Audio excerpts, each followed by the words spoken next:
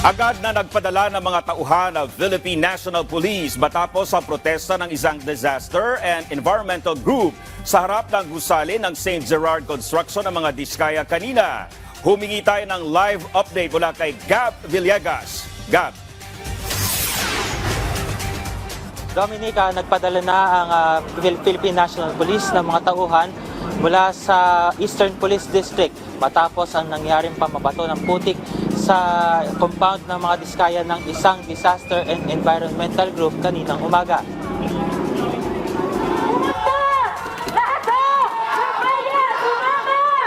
Kanina ay nagkilos protesta sa tapat ng compound ng St. Gerard Construction sa Pasig City na pagmamay-ari ng pamilya Diskaya ang mga militanteng grupo na biktima umano ng mga pagbahang nangyari sa Pilipinas.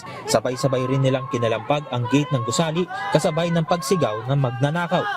Iba ko! Bawat ako! Ang tao! Ang bayan!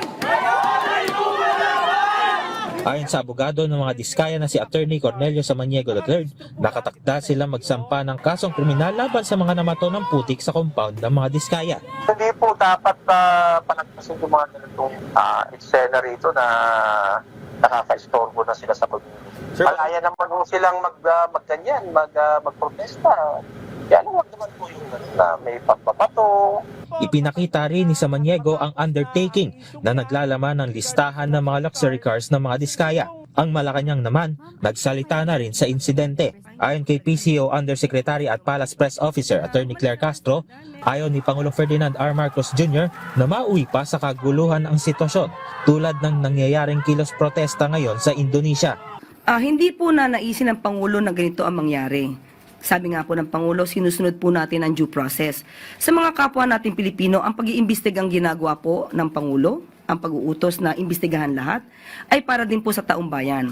Pero hindi po ninanais na magkaroon ng kaguluhan dahil lamang sa may mga maling information.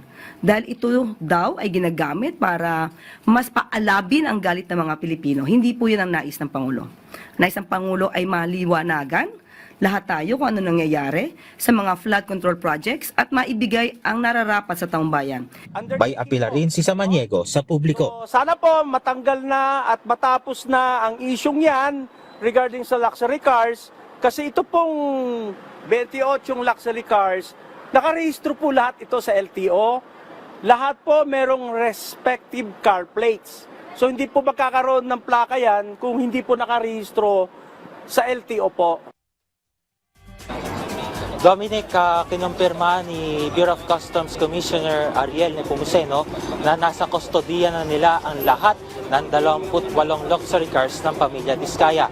Ayon kay Nepomuceno, nakausap nila ang legal counsel ng pamilya Diskaya at personal na sinurrender ang mga nasabing sasakyan.